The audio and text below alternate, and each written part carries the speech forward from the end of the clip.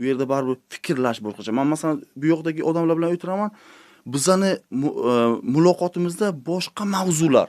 U yerda o'tirsam faqat ideyalar haqida gapiramiz. Hozir u yerda 5 kun, 1 hafta bir kishi bilan gapirib o'tirsam, komandam bilan gapirib o'tirsam, faqat va faqat ideya haqida gapiramiz. G'oyalar yangi. Ishonasizmi? Mana shu ishonchim komil, mana shu yilda men minimum 1 milliard easy ishlash mumkin. Ya'ni foyda. 1 milliard dollar Foyda ishlashingiz mumkin. ya'ni million proyektlar bizga tiqilib yotibdi. Qaysidan boshlashni?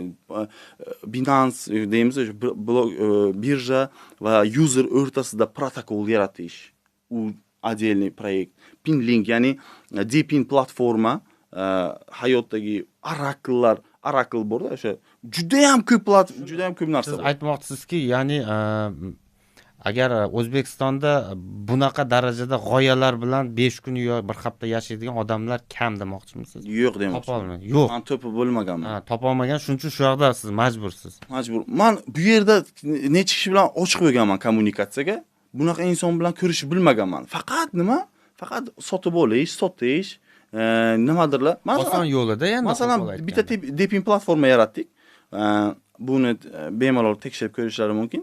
Men hech qachon birinchi navbatda reputatsiyani o'ylaydigan insonman. Любой vaqt любой coinni chiqarsa bo'ladi. Oson chiqarish. Desentralizovanniy birjalarga, lekin faqat reputatsiyani o'ylaganman. Faqat yaxshi coin. insonlarni aldaydigan scam coinlar ishlab chiqarishdan tiyilganmiz. Bu narsa bizga kerak emas. Bitta loyiha ishlab chiqdik, Pinlink degan.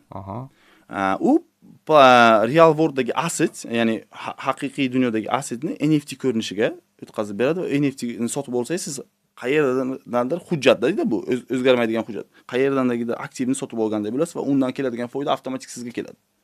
Shuni biz platforma qildik, xuddi bu narsa harom, boshqa deydiganlar juda ham ko'p-da. Bizda lekin buni tagida mehnat harakat yotib tushunmaydi. Masalan, Yandex ham foydalanuvchini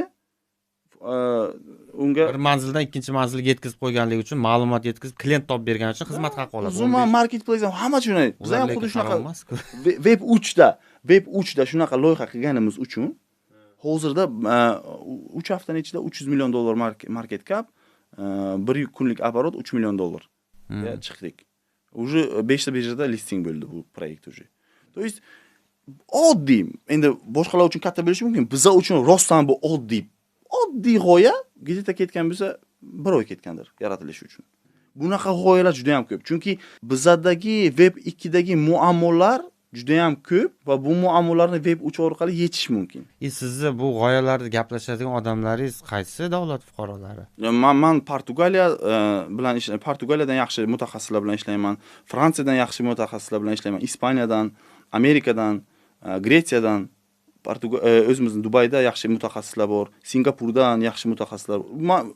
Lekin ochig'ini aytaman, O'zbekistondan biron kishi bilan gaplashmaganman bunaqa narsada. Xo'p, tushundim men siz. Demak, birinchi asosiy faktor, ya'ni omil bu odamlarning o'zi buni qabul qila oladigan va buni yetarli darajada salohiyatli odamlar bilan bog'liq birinchi faktor dedik.